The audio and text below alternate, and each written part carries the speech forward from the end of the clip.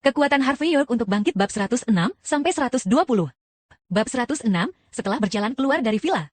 Harvey York memutar nomor sekali lagi. Kali ini, panggilan itu dijawab dengan sangat cepat. Di sisi lain, Ivone Zafir menjawab dengan nada minta maaf, Tuan York, saya berada di tempat parkir bawah tanah tadi, ponsel saya tidak ada sinyal. Tidak apa-apa. Kamu bisa datang dan menjemputku sekarang, kata Harvey dengan tenang. Karena dia tidak punya tempat untuk pergi malam ini, alangkah baiknya jika dia beristirahat di kantor saja. Hah, baiklah, di mana Anda Tuan York? Saya akan segera ke sana. Ivone jelas tersinggung beberapa saat, tetapi dia dengan cepat membuka mulutnya dan menjawab. Harvey memberitahu alamatnya sebelum menutup telepon. Dalam waktu kurang dari 10 menit, sebuah Ferrari merah berhenti. Sisi Harvey dan jendela mobil diturunkan. Sejak saat Ivone berganti pakaian menjadi atasan kulit dan rok mini. Dia memandang Harvey dengan malu-malu dan berkata, Tuan York, saya akan pergi berkendara ketika Anda memanggil saya, jadi saya tidak dapat mengubah waktu. Tidak apa-apa, apa aku mengganggu waktu pribadimu? Kata Harvey, tidak. Tidak, itu tugas saya untuk melayani Anda 24 jam sehari Tuan York. Ivone cepat turun dari mobil dan berjalan ke kursi penumpang sebelum membantu Harvey membuka pintu. Harvey tidak bisa berkata-kata ketika dia melihat adegan itu. Jika ada yang melihat ini, dia akan dianggap sebagai orang yang disimpan. Seketika, Ferrari itu dihidupkan dan didorong keluar dengan gemuruh. Di dalam mobil, Ivone memegang kemudi dengan kedua tangan dan bertanya dengan gugup, Tuan York, kemana Anda akan pergi? Harvey awalnya ingin pergi ke kantor langsung. Tapi dia tiba-tiba memikirkan kejadian tadi. Dia secara tidak sengaja bertanya, Mandy Sorrell datang ke Simmer S Villa untuk mengembalikan beberapa barang. Apa yang kamu lakukan di Simmer S Villa? Ivone berkata dengan canggung. Tuan York, Wendy takut statusnya tidak cukup tinggi, dan Simmers akan menolak jika dia mengembalikan barang-barang itu, jadi dia meminta saya untuk menjadi saksinya, karena dia adalah karyawan perusahaan kami dan teman Anda dari universitas. Tidak pantas bagiku untuk menolak permintaannya. Tapi Zack Zimmer itu terlalu tidak tahu malu. Dia bahkan melamar Wendy, dia pikir dia siapa? Dia seharusnya melihat dirinya sendiri di cermin. Setelah menyelesaikan kalimatnya, Ivone menyadari bahwa dia telah berbicara keluar dari barisan. Dia tidak bisa membantu, tetapi menjulurkan lidah kecilnya yang lucu. Harvey tercengang beberapa saat ketika dia mendengar itu. Ini benar-benar berbeda dari biasanya kepribadian Ivone. Namun, dia merasa bahwa sisi Ivone ini seperti gadis di sebelah yang biasa agak seperti dunia lain. Ngomong-ngomong, apa yang terjadi dengan keluarga-keluarga lain malam ini? Tanya Harvey. Itu adalah keluarga yang investasinya Anda batalkan. Tuan York, tapi investasi itu merugi, itu hak untuk menghentikan kerugian tepat waktu, kata Ivone. Jika mereka masih mencarimu di masa depan, minta saja mereka untuk langsung menelponku. Harvey berpikir sejenak dan merasa bahwa tidak baik membiarkan Ivone menanggung stres sepanjang waktu. Dengan mengingat hal itu, dia berkata, ambilkan saya telepon baru dan dapatkan nomor baru. Baiklah. Tuan York, Ivone sedikit mengangguk dan mengantar Harvey ke area perbelanjaan paling mewah di Niumi secepat angin. Area perbelanjaan yang mengesankan ini adalah tempat Harvey dan Mandy Zimmer pergi sore ini. Namun, itu tampak lebih spektakuler di malam hari. Ada banyak orang di jalan pejalan kaki. Banyak mata tertarik pada Ferrari Ivone saat berhenti untuk parkir. Lihat, ini Ferrari 488, dan terlebih lagi, ini edisi terbatas, harganya pasti beberapa juta. Mobil yang sangat indah, saya ingin tahu CEO mana yang membawa istri kecilnya keluar untuk berbelanja lagi. Ya, aku sangat iri pada mereka. Mata banyak gadis berbinar. Namun ketika mereka melihat seorang lelaki malang turun dari kursi penumpang dan seorang wanita berwajah seksi keluar dari kursi pengemudi, sekelompok orang itu tercengang. Ini orang yang dipelihara. Parasit kecil yang malang ini cukup tampan. Tapi aku tidak mengira dia adalah orang yang dipelihara. Kerumunan tidak bisa menahan diri untuk tidak berbisik setelah terkejut sejenak. Aku bertanya-tanya tembakan besar mana yang baru saja tiba, ternyata menantu yang hidup sepertimu. Pada saat ini, suara sedingin terdengar dari samping. Harvey tanpa sadar melihat ke atas dan menjadi tidak bisa berkata-kata, kebetulan. Cecilia Zakaria. Anehnya, dia bertemu wanita ini lagi. Memang benar bahwa musuh ditakdirkan untuk bertemu. Di belakangnya, Wyatt Johnson memasukkan tangannya ke saku sambil memasang wajah mengejek. Namun, ketika dia melihat dari dekat pada Ivone yang berada di samping Harvey dan Ferrari 488 itu, dia masih merasa sedikit cemburu. Pada saat ini, Wyatt sedikit terdiam. Apa yang terjadi dengan menantu yang masih hidup ini? Istrinya adalah dewinya, dan sekarang dia turun dari mobil bom. Mungkinkah menjadi penjaga juga merupakan pekerjaan teknis? Harvey melirik mereka berdua dan terlalu malas untuk mengganggu mereka. Dia bersiap untuk berbalik dan pergi. Namun pada saat ini, Cecilia tidak memiliki niat untuk membiarkannya pergi. Dia tersenyum dingin dan dengan sinis berkata, bagus untukmu, Harvey, baru beberapa jam sejak terakhir kita bertemu, dan kamu sudah bisa duduk di sebuah Ferrari. Setelah menyelesaikan kalimatnya, dia melirik Ivone dan sedikit terkejut. Dia terkejut bahwa Ivone begitu cantik dan dia memiliki temperamen yang sempurna. Namun, dia tidak sopan padanya dan melanjutkan, hai Nona, jangan tertipu oleh bocah ini, dia punya istri dan dia menantu yang tinggal. Dia ahli dalam menjaga manusia. Bab 107, pada saat ini. Wyatt Johnson yang berada di belakangnya berjalan ke depan dan berkata sambil tersenyum, wanita ini terlihat asing. Anda mungkin baru saja datang ke Niumi belum lama ini. Nona, bagaimana saya harus memanggil Anda? Ada beberapa orang di Nyungyi yang suka main-main. Kamu harus hati-hati. Jangan main-main dengan mereka, mereka sangat menjijikan. Jika kamu butuh sesuatu, Nona, saya bisa membawa Anda berkeliling area perbelanjaan kami. Saya adalah manajer Northland Restoran, dan saya sangat akrab dengan daerah ini. Jelas.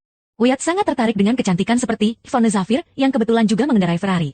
Dia tampak seperti memiliki status yang luar biasa hanya dengan pandangan sekilas. Jika dia bisa memukulnya, bukankah dia bisa memiliki kecantikan dan kekayaan? Awalnya, Harvey York tidak ingin mengganggu mereka, tetapi mereka berdua terlalu mencengkelkan. Mau tak mau dia melirik Wyatt dan berkata, "Hei Johnson, bisakah pelayan restoran sepertimu berhenti membual tentang apa yang tidak kamu miliki? Mengapa orang-orang saya harus dikaitkan dengan Anda?" Wajah Wyatt menjadi gelap. Dia tidak menyangka itu. Harvey punya nyali untuk berbicara kembali. Pada saat ini, dia berkata dengan dingin, "Harvey, kamu berpura-pura menjadi menantu apa? Kamu pikir kamu siapa dengan menjadi ahli penjaga? Segera saat kecantikan ini, melihat Anda melalui, saya pikir Anda tidak bisa lagi menjadi pria yang dipelihara." Saat berbicara, Wyatt melirik Yvonne. Pada saat yang sama, dia terus menekankan pada kata-kata "Decampment on purpose". Pada saat ini, Wyatt telah mengkonfirmasi bahwa Harvey adalah orang yang disimpan karena Ferrari ini jelas milik Yvonne. Adapun hubungan Harvey dan Yvonne tidak perlu memikirkannya. Dengan melihat senyum dingin di wajah Harvey, Wyatt melanjutkan, "Harvey, kamu hebat. Setelah menjadi pekerja lepas di keluarga Simmer selama 3 tahun dan bersedia menjadi pria simpanan, Anda masih bisa mendapatkan wanita kaya. Orang sepertimu membuat malu semua pria. Pada saat ini, cukup banyak orang datang untuk menonton kesenangan. Mereka sudah iri padanya karena dia memiliki mobil dan kecantikan seperti itu. Ketika mereka mendengar kata-kata Wyatt, banyak orang menjadi panas. Hahaha. Aku pikir dia adalah seorang CEO sebuah perusahaan. Aku tidak percaya bahwa dia sebenarnya menantu yang tinggal. Tidak heran dia berpakaian buruk.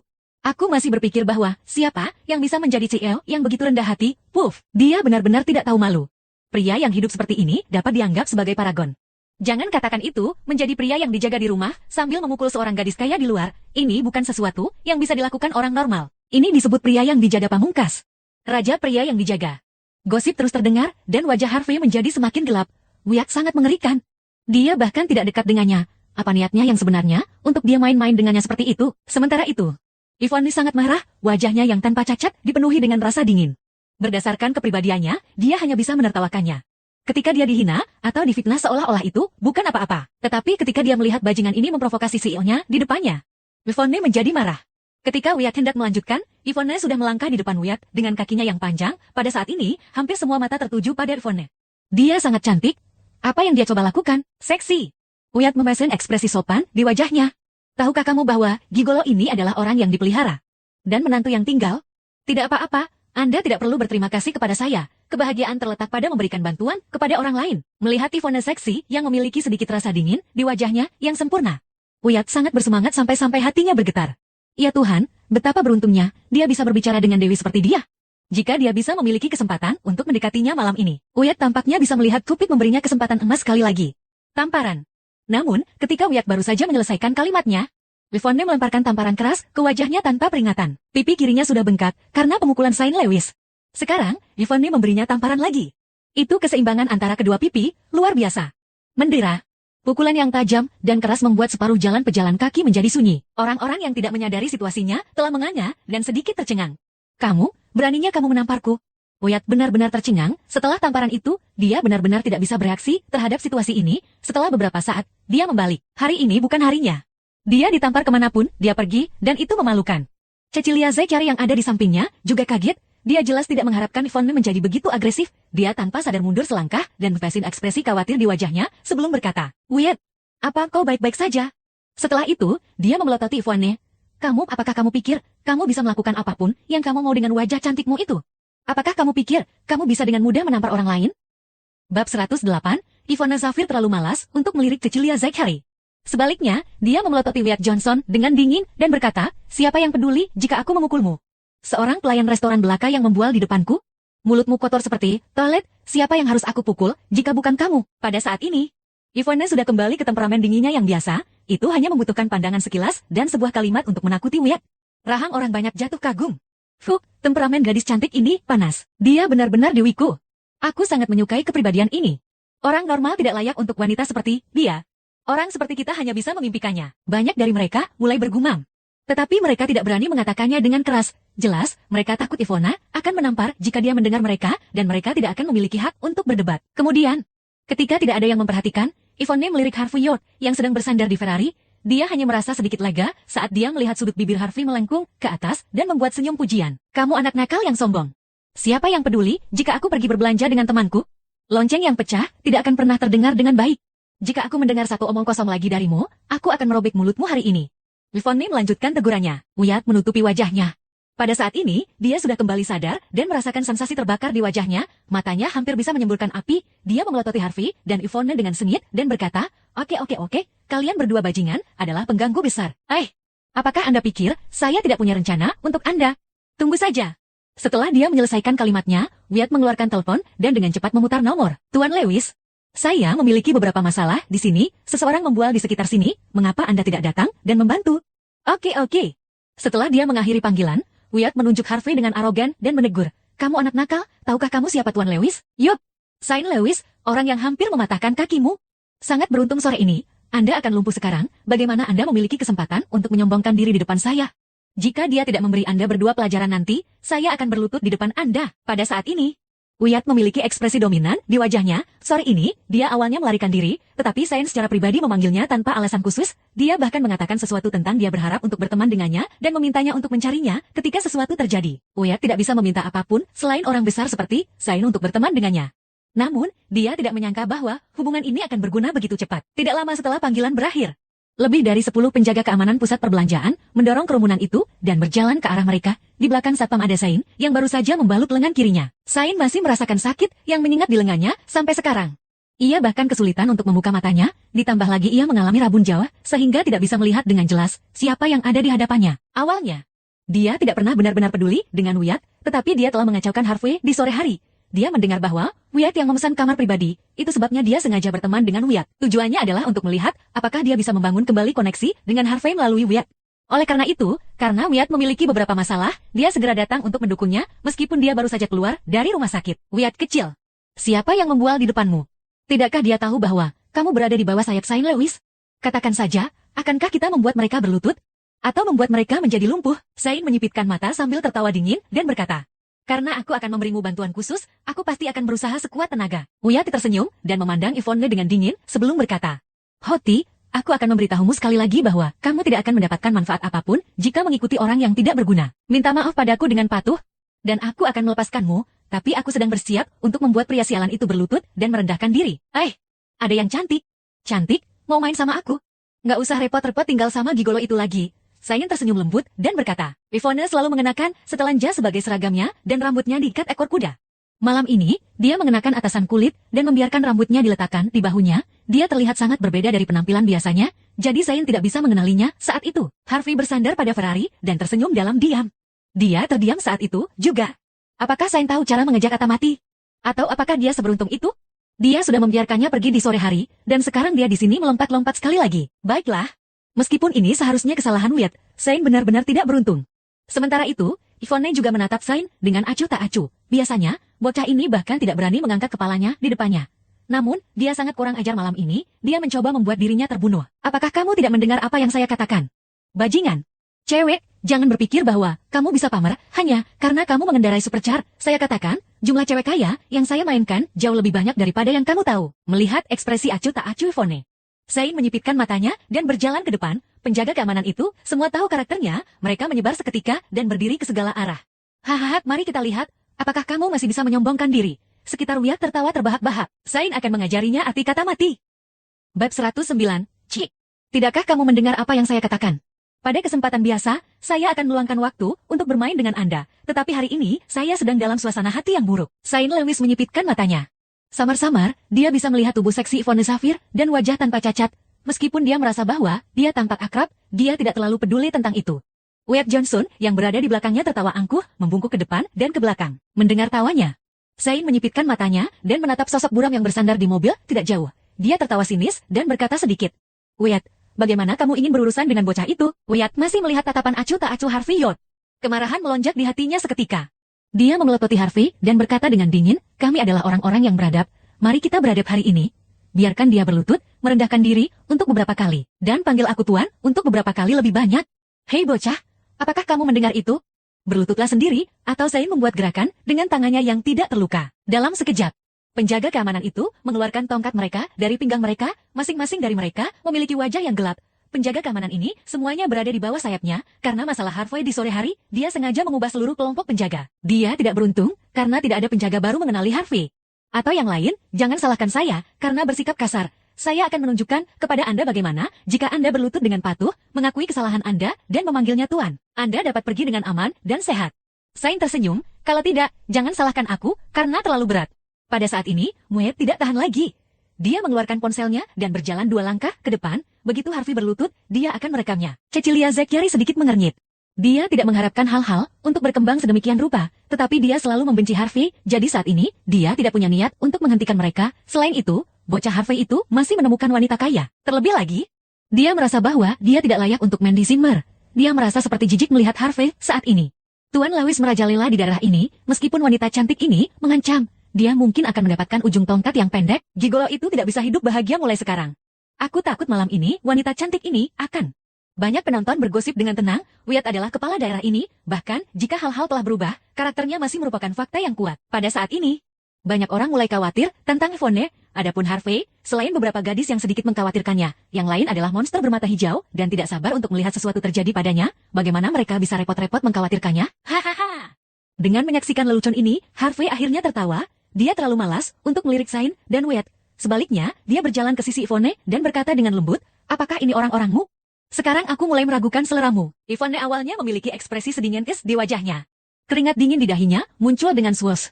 Adapun Zain yang mengancam tubuhnya berubah menjadi jeli dan hampir berlutut. Suara ini? Bagaimana mungkin suara ini? Bahkan jika dia berubah menjadi abu, bahkan jika dia mati, dia tidak akan pernah melupakan suara ini, karena pemilik suara ini adalah sumber mimpi buruknya. Sain Lewis, kamu benar-benar sesuatu, bukan? Apakah kamu baru saja menggodaku? Yvonne mengatupkan giginya yang putih, detik berikutnya, dia melangkah keluar dengan kakinya yang panjang. Bab 110, Mendera. Tendangan itu mendarat di wajah Sain Lewis. Itu adalah tendangan yang indah dan semua orang terpesona olehnya. Sain langsung terlempar ke udara.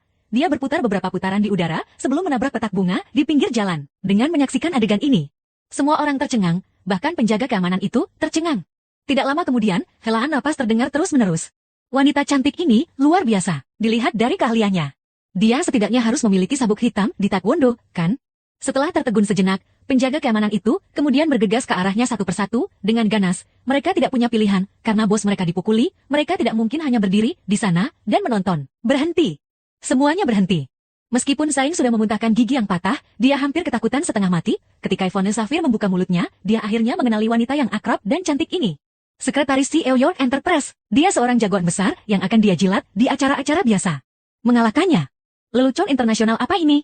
Apakah dia ingin membuat dirinya terbunuh? Saat berikutnya, dia tersandung ketika mencoba untuk berdiri dan dengan cepat berjalan ke sisi Wyatt Johnson. Dia memberinya tamparan keras di wajah Wyatt ketika Wyatt masih syok dengan semua yang telah terjadi. Memukul. Tamparan ini benar-benar menghabiskan seluruh energinya. Wyatt terlempar dengan linglung. Dia berada dalam keadaan bingung karena kekuatan dampaknya. Tuan Lewis. Wyatt hampir menangis. Tuan Lewis, Harvey York, menantu laki-laki yang masih tinggal, yang membawa wanita ini, mengacau denganku. Mengapa kamu malah menamparku? Memukul. Sain melemparkan tamparan keras lagi ke wajahnya. Dia berteriak, apa yang salah dengan menantu yang masih hidup? Apakah menantu yang masih hidup mengganggu Anda atau membuat Anda kesal? Anda hanya pelayan restoran dan Anda sombong di sini. Kamu pikir kamu siapa? Jika bukan karena ayahmu, kamu akan dipukuli sampai mati sebanyak 800 kali. Bab 111, Tuan Lewis. Tidak, Saudara Lewis. Wyatt Johnson enggan menerimanya. Apakah kamu lupa apa yang kamu katakan padaku sore ini? Kamu bilang aku bisa berada di bawah sayapmu. Kamu sendiri yang mengatakannya. Sain Lewis gemetar ketakutan, dia menegur. Di bawah sayapku. Penjaga pukul dia, jika dia tidak lumpuh malam ini, kalian semua akan dipecat. Para penjaga keamanan, yang semuanya bergegas pada awalnya, bingung plotnya terlalu rumit, mereka tidak bisa memahami situasinya. Sain tidak puas. Dia melirik Yvonne Safir dengan hormat. Ketika dia melihat tatapan dinginnya, dia menggigil. Dia mengatupkan giginya dan berkata, apakah kamu buta? Apakah kamu tidak tahu siapa wanita ini? Dia adalah atasan langsung saya, dan Anda meminta saya untuk main-main dengannya. Apa? Para penonton tercengang. Bahkan Wyatt lupa untuk menjerit, dia menatap Yvonne dengan kaget, dengan mulut ternganga. Seseorang seperti Zain sudah menjadi badas di komunitas, wanita ini bahkan atasannya, lalu. Bagaimana dia bisa? Dia bahkan menggodanya, seluruh tubuh Wyatt bergetar. Dia ditakdirkan, dia benar-benar hancur kali ini. Cecilia Zacchiari juga bingung, dia tidak menyangka level Harvey York sebagai pria yang dijaga akan setinggi ini, tidak masalah jika dia adalah pria yang dijaga Mandy Zimmer. Dia bahkan pria yang dijaga dari wanita yang luar biasa. Dia hanya bisa mengatakan bahwa bocah ini adalah raja pria yang dipelihara. Betapa hebatnya. Apa definisi memaksakan diri untuk bergantung pada wanita? Ini adalah persis itu, Nona Zafir. Aku salah, aku selalu salah. Zain tidak lagi mengganggu Wyatt. Saat ini, sebaliknya, dia berlutut di depan Yvonne dengan suara keras di depan tatapan kaget para penonton. Bocah inilah yang menjebakku. Nona Zafir, kamu tahu betapa hormatnya aku biasanya. Hari ini aku buta, maafkan aku mohon. Zain membungkuk padanya berulang kali saat dia berbicara dan berlumuran di darah tanah. Kamu datang ke sini segera. Kenapa kamu masih berdiri di sana? Ketika Zain membungkuk di tengah jalan, dia tiba-tiba memikirkan sesuatu dan segera berteriak pada Wyatt. Wyatt menggigil saat merangkak ke arahnya. Dia benar-benar tidak berani menolaknya sekarang. Bahkan Zain sangat takut dengan wanita ini. Oleh karena itu, dia tidak berani membayangkan latar belakang wanita ini. Sekarang, dia bahkan tidak berani membenci. Dia hanya bisa sujud terus-menerus. Namun, kebencian di hatinya terhadap Harvey Yo sangat besar. Bagaimana dia bisa? Pria yang dipelihara dan menantu laki-laki yang tinggal di rumah bisa mengenal wanita yang begitu kuat. Mengapa dia tidak? Mungkinkah aku juga harus menjadi orang yang dipelihara? Pada saat ini, Wyatt diam-diam berjanji pada dirinya sendiri dengan latar belakang dan statusnya. Jika dia benar-benar menjadi orang yang dipelihara, dia harus merasakan kesuksesan dan masa depan. Harvey tidak pernah berpikir bahwa dia bisa mengubah nilai orang kaya hanya dengan berdiri di sana tanpa melakukan apapun. Nona Zafir, saya mohon, maafkan saya. Zain terus membungkuk padanya tanpa niat untuk menghentikannya. Wajah Yvonne menjadi gelap. Masalah ini telah sampai pada titik di mana bahkan dia tidak bisa mengambil keputusan. Namun, ketika dia berbalik dan melihat Harvey yang masih berdiri di sana dengan tatapan acuh tak acuh, ekspresi Yvonne sedikit berubah. Dalam waktu singkat, dia berkata dengan dingin, apa yang kamu persiapkan untuk membiarkan temanku lakukan sekarang? Dia tahu bahwa Harvey lebih suka memiliki profil rendah, jadi dia tidak berani membeberkan identitas Harvey. Zain juga tahu betul di dalam hatinya. Dia meraih kepala Wyatt dengan kasar dan meraung. Hei Wyatt, akui kesalahanmu dengan cepat. Sekarang, dia benar-benar takut Wyatt tidak mau bekerja sama dengannya, maka dia akan benar-benar hancur. Harvey, aku salah. Wyatt mengatupkan giginya, suaranya saat ini sangat lembut dan tidak dapat didengar tanpa mendengarkan dengan seksama. Sejak pertama kali dia mengenal Harvey, dia sudah mengetahui bahwa Harvey adalah menantu yang tinggal di rumah dan orang yang tidak berguna. Harvey adalah orang yang paling dia benci. Namun dia tidak pernah menyangka bahwa suatu hari dia akan perlu meminta maaf kepada seorang celaka dan begitu patuh padanya. Harvey tanpa ekspresi dan berkata dengan lembut, Tuan Muda Johnson, bukankah Anda ingin saya berlutut? Bukankah kamu ingin membuatku cacat? Fuk. Zain bergumam pelan dengan seringai, dia bahkan berani membiarkannya berlutut. Wyatt ini memilih untuk mati sendiri, tetapi dia masih ingin menyeret Zain bersamanya. Ini salahku. Ini benar-benar salahku. Wyatt mengatupkan giginya sampai dia hampir berdarah menggigit bibirnya. Namun, dengan melihat wajah Zain, jika dia gagal memuaskan menantu yang masih hidup ini, Zain mungkin akan membunuhnya. Karena dia sudah berlutut saat ini. Dia menanggung semua penghinaan dan berkata, aku salah, aku benar-benar tahu aku salah. Anda tahu bahwa saya berteman dengan Mandy di universitas, jadi biarkan saya pergi. Siapa yang Anda katakan adalah teman universitas Anda? Harvey menggali telinganya dan menatap Wyatt yang berlutut di depannya. Bab 112, Istrimu. Istrimu, kata Wyatt Johnson dengan gigi terkatup. Anak baik. Harvey York setengah jongkok dan menepuk pipi Wyatt. Sekarang kamu tahu bahwa kamu juga bisa sukses dengan menjadi pria simpanan. Dengan berlutut di depan orang celaka seperti saya. Anda bahkan lebih buruk dari orang celaka. Setelah menyelesaikan kalimatnya, Harvey terlalu malas untuk mengganggu Wyatt. Dia berbalik dan pergi, dia masih harus membeli ponsel. Bagaimana dia bisa membuang waktu di sini? Yvonne Zafir memelototi Zain Lewis dengan ganas dan dengan cepat mengikuti Harvey tanpa mengucapkan sepatah kata pun. Tarik anak nakal ini, patahkan kakinya dan lempar dia ke pintu masuk rumah sakit. Teriak Zain dan terhuyung-huyung berdiri. Tidak, jangan, ratap Wyatt. Adapun kecilia Zachary. Tidak ada yang tahu di mana dia menghilang, mengapa dia repot-repot tinggal di sekitar Wyatt. Beberapa saat kemudian, di pintu masuk rumah sakit, sosok dengan kaki patah terlempar keluar dari sebuah van. Wyatt mengangkat tangannya dan melihat ke langit dengan tatapan mengerikan. Harvey York, jangan berpikir bahwa hanya kamu yang tahu bagaimana menjadi orang yang dipelihara. Aku juga tahu caranya. Aku ingin menjadi orang yang paling bahagia, dan aku ingin kamu menjadi orang yang mengerikan seumur hidupmu. Setelah memaki, Wyatt tidak mempermasalahkan cedera di kakinya. Sebagai gantinya, dia meraba-raba teleponnya sambil gemetar dan memutar nomor. Bibi York. Aku sudah memutuskan. Baiklah, aku akan mengirim beberapa orang untuk menjemputmu. Di sisi lain telepon, terdengar suara seorang wanita berusia sekitar 50 atau 60 tahun. Baiklah, terima kasih Bibi. Apakah kamu masih akan memanggilku Bibi? Tidak. Sayang, kirim lebih banyak pria ke sini. Saya ingin menghukum seorang bajingan yang membuat hidup saya sulit. Sudut mata Wyatt berkedut. Namun dia tidak punya pilihan selain berbicara tanpa malu-malu. Baiklah, karena kamu telah mengambil keputusan, aku ingin melihat mereka yang berani menggertak Johnson kecilku. Setelah Wyatt mengakhiri panggilan, ekspresi dingin merayap di wajahnya. Harvey York, salah satu kakiku patah dan aku harus mematahkan kedua kakimu. Saya harus membiarkan Anda berlutut di depan saya dan memanggil saya Tuan. Di toko ponsel di jalan pejalan kaki. Harvey secara acak melihat smartphone edisi terbaru, dia masih tidak bisa memilih yang cocok saat ini. Bab 113, Yvonne Safir mengikutinya dari belakang dengan ekspresi khawatir di wajahnya. Bagaimanapun, dia cantik dan hanya dengan berjalan di belakang Harvey York pada waktu itu, dia menarik perhatian semua orang.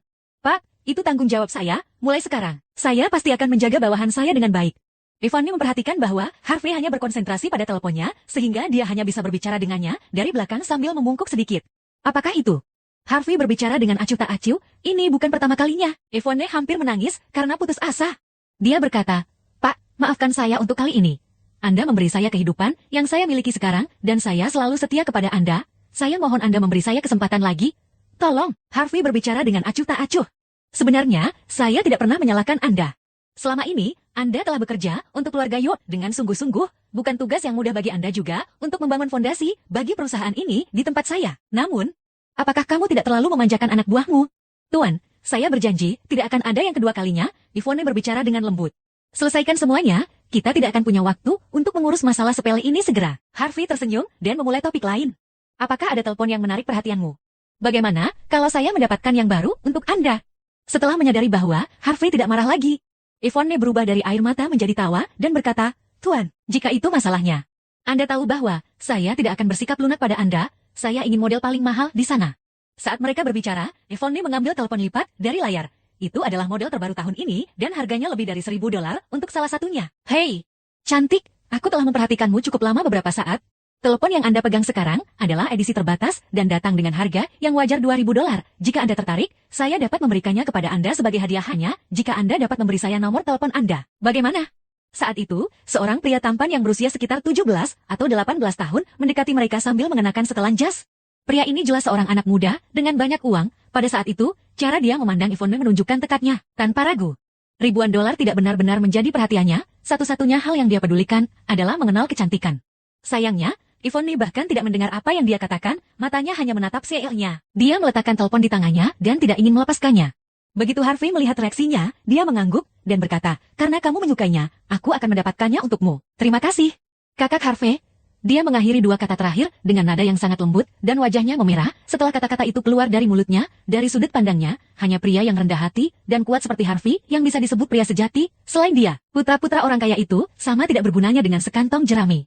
Ada apa kau memanggilku barusan? Harvey tertegun sejenak. Tuan York, jika tidak pantas, saya tidak akan memanggil Anda dengan itu lagi, jawab Yvonne malu-malu. Harvey menjawab sambil tersenyum. Tidak apa-apa, kamu bisa memanggilku apapun yang kamu suka ketika kita keluar dari kantor. Tidak perlu seformal itu. Saat mereka berbicara, Harvey telah memanggil salah satu penjaga toko. Dia berkata, Hai, bolehkah saya tahu, apakah ada stok baru untuk model ini? Dapatkan saya 2 dari mereka. Tolong. Bab 114, seorang penjaga toko segera berjalan ke arah mereka. Setelah dia melihat Harvey, dia berbicara dengan sedikit ragu, Tuan, model ini adalah edisi terbatas toko kami, harganya 2.000, bukan 200. Juga, kami perlu mendapatkan stok dari outlet lain. Apakah Anda yakin bahwa Anda menginginkannya? Dia tidak bisa menyalahkan penjaga toko karena ragu-ragu seperti itu, karena hanya ada stok terbatas untuk telepon itu. Namun, model itu sukses besar dan hanya umum di kalangan masyarakat kelas atas. Gaji bulanan pria biasa bahkan tidak bisa mencapai $2.000. Oleh karena itu, sangat tidak mungkin bagi mereka untuk memiliki salah satu dari ponsel ini. Pada saat itu, Harvey sedang mengenakan pakaian yang dia dapatkan dari toko barang bekas dan dia terlihat miskin karena alasan yang jelas, dia tidak terlihat seperti seseorang yang dapat mengambil $15.000 dari sakunya. Harvey terdiam. Sepertinya itu adalah suatu keharusan baginya untuk mendapatkan satu set pakaian yang lebih tampan. Yvonne tertawa terbahak-bahak. Jelas, dia jarang memiliki kesempatan untuk menyaksikan Harvey terjebak dalam situasi canggung seperti itu. Harvey memberinya senyum canggung dan menggelengkan kepalanya. Namun, dia bersikeras, tidak apa-apa, tolong ambilkan telepon untuk saya. Omong-omong, saya tidak yakin apakah kartu SIM saya dapat digunakan di telepon itu. Saat dia berbicara, Harvey mengeluarkan kartu Vintage-nya dan memberi isyarat kepada penjaga toko untuk mengganti kartu SIM untuknya. Ponsel ngenek $15.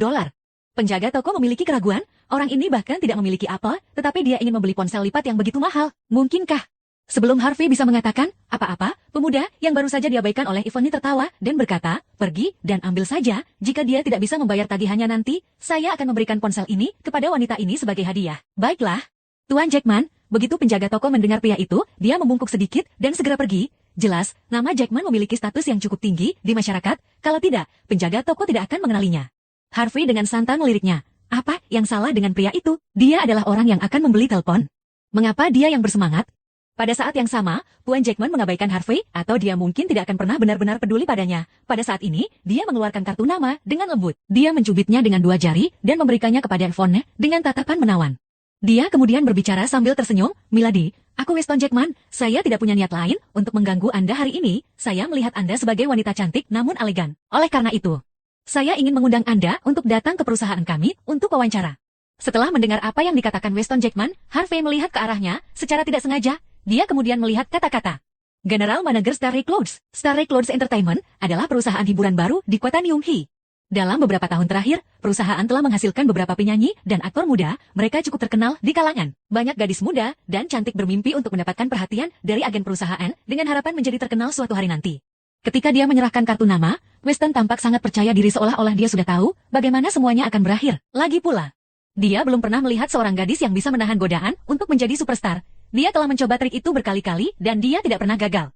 Seperti yang dia harapkan, Yvonne sedikit membuka bibirnya yang elegan dan akhirnya mengangkat kepalanya untuk melirik Weston. Dia kemudian berkata, "Kamu adalah manajer umum Starry Clothes Entertainment?" "Tentu saja." Weston Jackman tersenyum, "Saya biasanya tidak melakukan undangan seperti ini pada hari biasa. Tapi saya percaya bahwa Anda memiliki potensi. Nyonya, jika Anda tertarik, kita bisa pergi minum dan membicarakannya lebih banyak." "Ya Tuhan, aku mengenalinya. Dia adalah manajer umum Starry Clothes Entertainment, Weston Jackman. Dia adalah agen bintang. Orang-orang mengatakan bahwa siapapun yang dia pilih akan menjadi terkenal di acara audisi apapun. Wanita cantik itu pasti memiliki sedikit keberuntungan, bukan? Dengan bantuan pria itu pasti akan mengubah hidupnya. Tapi wanita ini memiliki selera yang buruk kan? Siapa pria berwajah malang di sampingnya itu? Dia masih menggunakan telepon nenek tua dari beberapa tahun yang lalu. Itu memalukan." Pada saat ini, orang-orang di toko sudah memperhatikan mereka. Pada saat mereka mengenali Weston Jackman, mereka semua tersentak. Ketika dia mendengar bahwa orang-orang membicarakannya, Weston menjadi sombong. Di matanya, wanita dengan wajah halus dan tubuh seksi ini dimaksudkan untuk berlutut di depan celana jasnya. Namun, tidak mengherankan, Yvonne bahkan tidak pernah mempertimbangkan tawaran itu. Dia bahkan tidak mengulurkan tangannya untuk mengambil kartu nama. Dia hanya mengangguk dan berkata, "Starry Clothes Entertainment memang memiliki selera yang bagus." Setelah itu, dia terus bermain dengan telepon di tangannya. Dia bahkan menunjukkan Harvey beberapa fungsi baru yang ditambahkan ke telepon. Starry Clothes Entertainment adalah perusahaan super untuk orang-orang biasa lainnya. Dan Weston memang seorang pria yang dapat mengubah kehidupan gadis-gadis yang berasal dari latar belakang biasa. Soalnya, baru-baru ini, Starry Clothes Entertainment malah mengundang York Enterprise untuk berinvestasi di perusahaan mereka. Namun, status Weston dianggap tidak layak untuk bertemu langsung dengan Yvonne. Yvonne tahu bahwa Harvey sangat berhati-hati saat ini mengenai portofolio investasinya. Oleh karena itu, Harvey tidak terlalu tertarik untuk mendanai Starry Clothes Entertainment. Jawabannya sebenarnya tidak berarti apa-apa. Dia hanya memuji kemampuan Starry Clothes Entertainment dalam menemukan bakat baru, adapun undangannya untuk bekerja di Starry Clothes Entertainment. Ayolah, apakah itu lelucon? Siapa itu Yvonne? Bagaimana dia bisa tertarik dengan itu? Bab 115. Weston Jackman tertegun sejenak juga. Itu saja. Apa yang dia maksud dengan Starry Clothes Entertainment memang memiliki selera yang bagus. Bukankah seharusnya dia mengambil kartu nama itu? Mengundangnya dengan bersemangat ke suatu tempat untuk minum dan kemudian menyelesaikan semuanya seperti yang dia rencanakan. Di dunia orang dewasa, seni pertukaran setara itu sederhana dan lugas. Namun, apa sebenarnya arti kecantikan ini dengan tindakannya? Apakah dia memandang rendah dia? Atau karena pria berwajah malang di sampingnya? Pada saat ini, Weston akhirnya menganggap serius Harvey York dan memelototinya. Saat berikutnya, dia tersenyum lembut. "Nyonya, apakah karena pria di sampingmu, jadi kamu tidak berani menerima undanganku? Kamu harus berpikir dengan hati-hati, ini masa depanmu, dan kamu hanya akan memiliki kesempatan seperti ini untuk sekali seumur hidupmu. Jika Anda melewatkannya, Anda tidak bisa menangisi susu yang tumpah." Ketika Yvonne sedang sibuk menunjukkan fitur-fitur baru di telepon kepada Harvey, Weston yang berada di sampingnya mulai mengganggunya. Dia merasa sangat terganggu pada saat itu. Dia tidak bisa membantu, tetapi mengangkat kepalanya dan memelototinya. Dia berkata, "Bisakah kamu tidak menyebalkan lalat rumah? Apakah kamu benar-benar berpikir bahwa kamu dapat dengan mudah memikatku dengan gelar manajer umum Starry Clothes Entertainment? Saya dapat memberitahu Anda segera bahwa saya sama sekali tidak tertarik untuk bekerja dengan Starry Clothes hiburan. Bisakah kamu berhenti melecehkan kami?" Wow, kecantikan itu memiliki temperamen yang sangat buruk. Ini pertama kalinya Weston Jackman ditolak oleh seorang gadis. Cek, apakah matahari terbit dari barat? Di dalam toko ponsel, banyak orang bingung. Itu adalah pemandangan yang sangat langka untuk disaksikan. Sementara itu, raut wajah Weston sangat mengerikan. Ini adalah pertama kalinya dia mengalami hal seperti itu.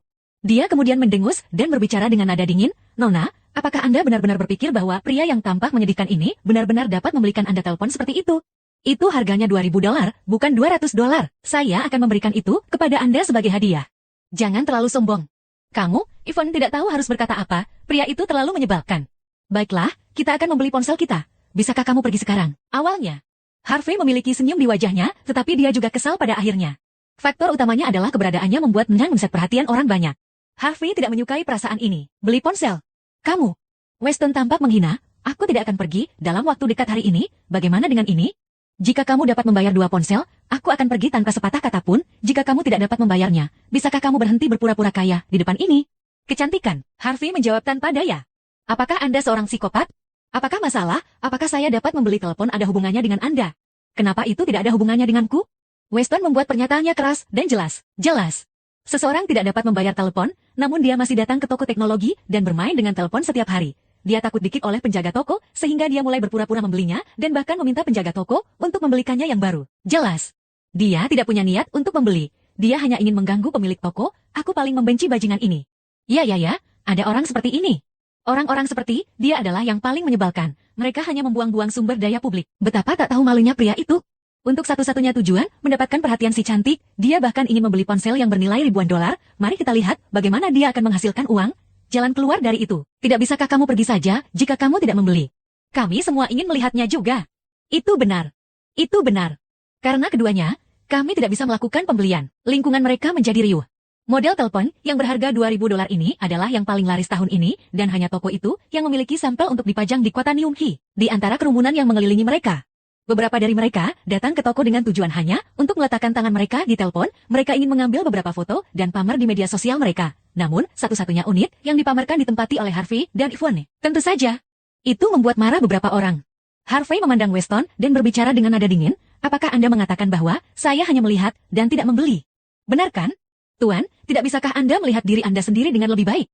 Weston mengejeknya. Pada saat itu, penjaga toko sudah berjalan ke arah mereka dengan 2 kotak di tangannya. Ketika dia mendengar percakapan mereka, dia juga memiliki ekspresi khawatir. Lagi pula, itu banyak pekerjaan baginya untuk membawa kedua ponsel ke toko. Jika dia tidak bisa menjualnya pada akhirnya, dia mungkin akan ditegur oleh manajernya.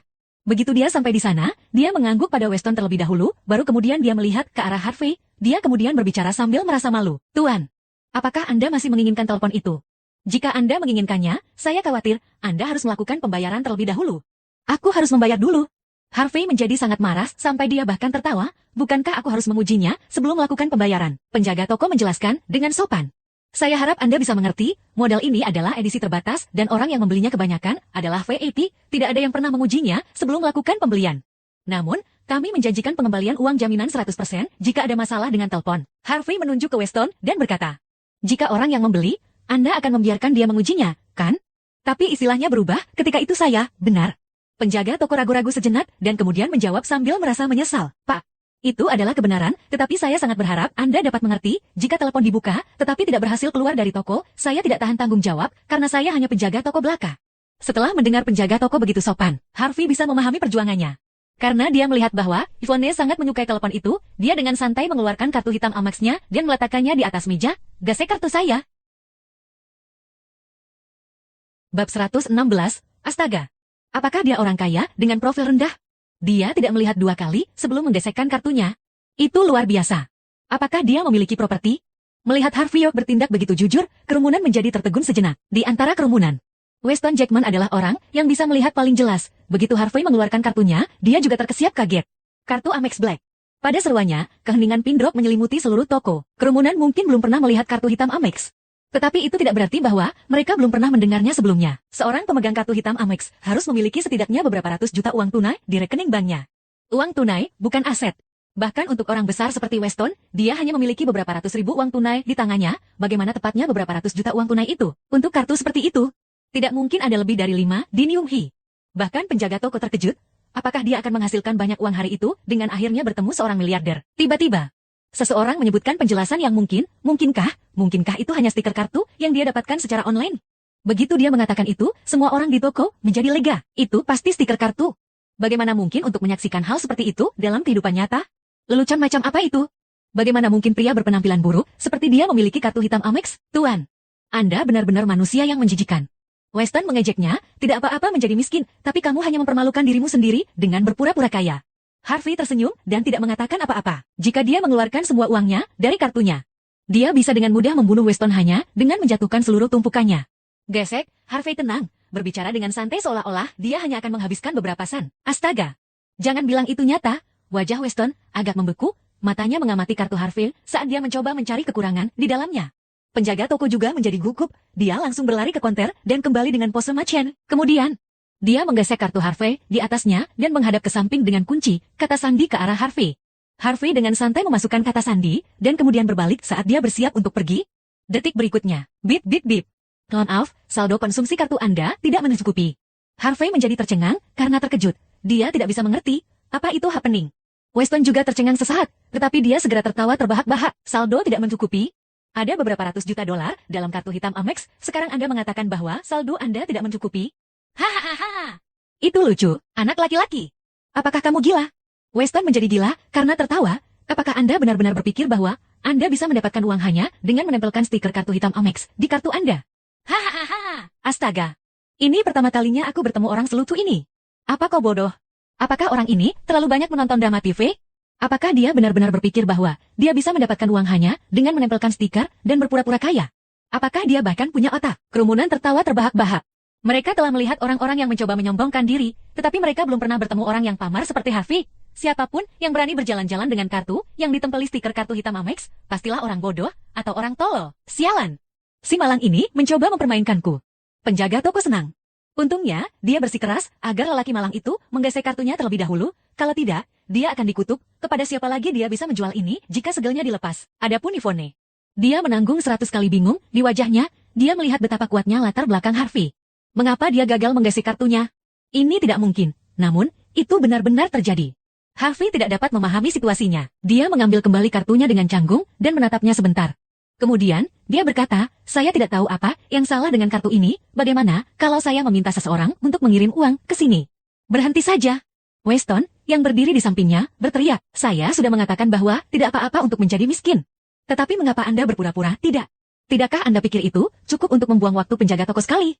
Apakah Anda mencoba melakukannya untuk kedua kalinya? Bangun. Lihatlah betapa menyedihkannya dirimu. Bagaimana mungkin orang sepertimu mengenal orang kaya? Nona, apakah Anda belum melihat sisi aslinya? Dia adalah orang miskin yang berpura-pura kaya untuk memikat Anda. Anda harus berhati-hati, jangan menyesal ketika Anda kehilangan pria dan kekayaan Anda. Weston menasihati Yvonne dengan sungguh-sungguh. Ya, nona penipu ada di mana-mana sekarang, beberapa bahkan mungkin mendapatkan buku bank palsu dan membual tentang berapa banyak uang yang dia miliki. Ternyata dia tidak punya apa-apa. Ya, tipe pria seperti ini, semuanya bajingan dan penipu wanita, jangan jatuh untuk perangkap mereka. Jika aku jadi kamu, aku akan menampar pria seperti dia. Apa yang kamu tunggu? Dia hanya sekarung sampah yang tidak berharga. Berani-beraninya dia menyombongkan diri seperti ini. Kerumunan mencemooh Harvey. Orang-orang seperti dia terlalu menjijikkan. Bagaimana dia bisa melakukan hal seperti itu? Bab 117. Sayang, aku melihatmu sangat menyukai ponsel itu. Bagaimana kalau aku membelinya untukmu? Weston Jackman mengambil kesempatan untuk mendekati Yvonne tanpa memberinya kesempatan untuk menolaknya. Dia membagikan kartu banknya. Gasek milikku. Kasihan tikus. Tahukah kamu apa itu kartu perak? Saya sarankan kamu berusaha lebih keras saat kamu mencoba pamer lagi. Weston memandang Harvey dengan arogan. Orang-orang masih mau mempercayaimu jika kamu menggunakan kartu perak, tapi kartu Amex. Astaga, wow. Jadi itu kartu perak. Saya dengar Anda membutuhkan lebih dari 150 juta dolar di rekening bank Anda untuk mendapatkannya. Tuan Jackman memang yang lebih kaya. Dan dia pria yang sangat rendah hati. Membandingkan keduanya sama sekali tidak menyenangkan. Harvey hampir pingsan karena marah. Dia tidak diragukan, lagi memiliki hampir 15 miliar di akunnya, tetapi dirusak oleh seseorang yang hanya memiliki hampir 1 juta, dia benar-benar tidak bisa berkata-kata. Masalahnya, dia sendiri tidak bisa menjelaskan alasannya. Yvonne tidak bisa diganggu dengan Weston. Sebagai gantinya, dia mengeluarkan kartu banknya dari dompetnya dan menyerahkannya kepada penjaga toko. Dia berkata, "Desek saja kartu saya mau keduanya." Penjaga toko ragu-ragu sejenak, tetapi dia masih mengambil kartu bank Yvonne. Beberapa saat kemudian, tanda terima dicetak. Menyaksikan hal ini, Weston terkejut. Jelas, dia tidak mengharapkan kecantikan itu memiliki banyak keberuntungan pada dirinya. Penonton pun kaget, mereka menyadari bahwa wanita yang membawa uang itu. Dia bahkan tidak berkedip pada tindakan menghabiskan lebih dari 15.000 sekaligus. Bisakah kita pergi sekarang? Yvonne mengambil telepon. Penjaga toko membungkuk sedikit saat dia menjawab, tentu saja. Seseorang dari kerumunan itu bergumam, itu dia. Dia laki-laki yang dipelihara. Ya ampun. Kerumunan tumbuh untuk membenci Harvey bahkan lebih. Sekarang sampah yang tidak berharga. Di bawah pandangan banyak penonton, Yvonne mengangguk singkat sebelum keluar dari toko sambil menyeret lengan Harvey. Weston mengeluarkan ponselnya dan mengambil beberapa fotonya. Dia kemudian mengirimkannya ke temannya melalui Facebook. Wanita yang menarik. Weston meletakkan kedua tangannya di belakang punggungnya, dia tidak mencoba untuk segera mengejarnya. Wanita seperti Yvonne akan membuat segalanya lebih menyenangkan dan menantang pada saat yang bersamaan. Adapun Harvey, Weston tidak peduli padanya. Sebuah pria tanpa uang sepeser pun, tanpa uang untuk dibuang. Mengapa Weston harus takut padanya? Bab 118, Tuan Yod. Apa yang baru saja terjadi? Bingung. Ivan Zafir bertanya kepada Harvey di Ferrari mereka. Biarkan saya menelepon dan menanyakan hal itu, Harvey Yod melakukannya. Dan tercengang, ketika dia menerima jawabannya, dia berkata, bank memberitahu saya bahwa batas pengeluaran default untuk kartu saya adalah 750.000 sebulan. Karena saya baru saja menarik uang tunai 750.000, saya melebihi kuota saya. Jika saya ingin meningkatkan batas, saya harus pergi ke bank dan menandatangani perjanjian. Tuh, Ivan tidak bisa menahan gelinya, dia tidak pernah menyangka hal seperti itu akan benar-benar terjadi. Harvey juga terdiam pada kenyataan bahwa hal konyol seperti itu bisa terjadi padanya. Sepertinya itu perlu baginya untuk mampir ke bank, atau dia akan mengalami kesulitan dengan pengeluaran hariannya. Tentang telepon, Anda dapat menganggapnya sebagai hadiah dari saya. Teleponnya memberinya senyum lembut, jumlah uang ini tidak terlalu berarti baginya. Baiklah, aku akan membelikanmu sesuatu yang lain di masa depan. Harvey tidak menolaknya. Bagaimana kalau kau mengantarku ke kantor untuk saat ini? Aku akan menginap di sana untuk malam ini saja. Hah? Levone, yang baru saja menyalakan mesin Ferrari, menginjak rem dengan tiba-tiba. Dia menoleh ke arahnya dengan ekspresi terkejut dan berkata, tapi bukankah kamu akan pulang malam ini? Harvey mengangkat bahu, aku tidak bisa kembali. Wajah Yvonne memerah. Dia ragu-ragu sejenak, dan ketika dia berbicara, suaranya sekecil suara nyamuk, tidak ada tempat untuk mandi di kantor. Jika kamu tidak keberatan, kamu bisa datang dan menginap di tempatku malam ini, akan lebih mudah bagiku untuk mengirimmu ke kantor besok juga. Harvey memikirkannya dan berpikir, dia tidak akan tidur nyenyak jika dia tidak bisa mandi. Namun dia masih bertanya, apakah itu nyaman untukmu? Tentu saja, tentu saja. Yvonne takut Harvey akan menyesali keputusannya nanti, jadi dia menginjak pedal gas dan mengendarai Ferrari secepat pesawat. Yvonne tinggal di daerah perumahan kelas atas. Rumahnya berada di lantai atas sebuah dupleks besar, didekorasi dengan kesederhanaan yang bagus. Itu tampak seperti yang disukai Harvey. Kamarnya bersih dan bersih, dia tidak memiliki banyak barang, dan jelas bahwa seorang wanita lajang tinggal di sini. Begitu Harvey masuk melalui pintu, dia langsung menuju ke sofa, agak emosional. Dia tahu bahwa itu tidak mudah bagi Yvonne selama bertahun-tahun, karena dia hanya dapat menemukan buku-buku tentang keuangan, hukum, dan investasi di ruang tamu. Sebaliknya, dia tidak bisa menemukan satupun majalah hiburan atau novel yang biasanya dinikmati kebanyakan wanita. Dengan demikian, dia sampai pada kesimpulan bahwa orang tidak dapat melihat kesulitan tersembunyi yang dialami oleh seorang wanita sukses. Harvey dengan santai membolak-balik beberapa buku di sofa. Saat berikutnya, ekspresinya menjadi kaku, di bawah salah satu buku tergeletak sepotong pakaian dalam wanita. Harvey merasa sangat canggung, dia tidak yakin apakah dia harus menyentuhnya atau membiarkannya. Yvonne menjerit.